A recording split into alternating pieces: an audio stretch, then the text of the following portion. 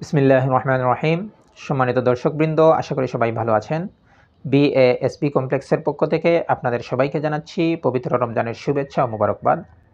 আজ আমরা একটি বিষয় নিয়ে আলোচনা করব। বিষয়টি হচ্ছে সেহরিতে বিলম্ব করা এবং ইফতার তাড়াতাড়ি করে নেওয়া প্রসঙ্গে। আল্লাহ রসুল সাল্লাল্লাহু আলাইহি ওয়াসাল্লাম বিভিন্ন হাদিসে আমাদেরকে উৎসাহ প্রদান করেছেন যাতে আমরা সেহরি একটু বিলম্বে করি এবং ইফতার সূর্য ডুবার সাথে সাথে করে নেই। একটি হাদিসে আল্লাহ রসুল সাল্লাল্লাহু আলাইহি ওয়াসাল্লাম বলেছেন, লা ইয়াজালুন নাসু বিখাইরিন মা আজ্জালুল ফিতরা, অর্থাৎ মানুষেরা ততক্ষণ পর্যন্ত কল্যাণের উপর থাকবে, মঙ্গলের উপর থাকবে, যতক্ষণ পর্যন্ত তারা তাড়াতাড়ি ইফতার করে নেবে।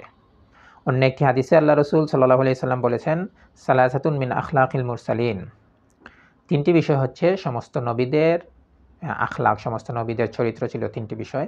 একটি হচ্ছে তাজিলুল ইফতার ওয়া তাখিরুস সুহুর ওয়া সিওয়াক, একটি হচ্ছে তাড়াতাড়ি ইফতার করে নেওয়া, আরেকটি হচ্ছে সেহরিতে বিলম্ব করা, আর আরেকটি হচ্ছে মিসওয়াক করা। সেহরিতে বিলম্ব করা এবং ইফতার তাড়াতাড়ি করে নেওয়া, এই যে ইফতার তাড়াতাড়ি করে নেওয়ার বিষয়ে আল্লাহ রসুল সাল্লাল্লাহু আলাইহি ওয়াসাল্লাম অন্য একটি হাদিসে একটু বৃদ্ধি আছে, এখানে বলেছেন যে লিয়ান্নাল ইয়াহুদ ওয়ান নাসারা ইউআখিরুন, কেননা ইহুদি এবং নাসারারা, ইহুদি খ্রিস্টানেরা তারা ইফতারে বিলম্ব করে। আরেকটি বিষয় হচ্ছে সূক্ষ্ম বিষয় এখানে আছে। সূক্ষ্ম বিষয়টি হচ্ছে যে খাবার দাবার যেগুলো আমরা খাই এগুলো সবই অবশ্যই আল্লাহ তাআলার নিয়ামত। আল্লাহ তাআলা আমাদেরকে এই খাবার দাবারের ক্ষেত্রে বলেছেন কুলু ওয়াশরাবু, তোমরা খাও। আমরা কোনো টাইম বেঁধে দেন নাই, যখন আমাদের খিদে লাগে তখনই আমরা খাই। হ্যাঁ, সকালে দুপুরে রাত্রেও খাই। তো শুধু রমজানটা একটু ব্যতিক্রম। রমজানে কি যে আল্লাহ তাআলা আমাদেরকে সুবহে সাদিক থেকে নিয়ে একদম সূর্যাস্ত পর্যন্ত এই সময়টা বেঁধে দিয়েছেন যে এই সময় যাতে আমরা পানাহার না করি। তো এখন সুবহে সাদিক শুরু হওয়ার সাথে সাথে খাবার দাবার বন্ধ, পানাহার বন্ধ হয়ে যায়।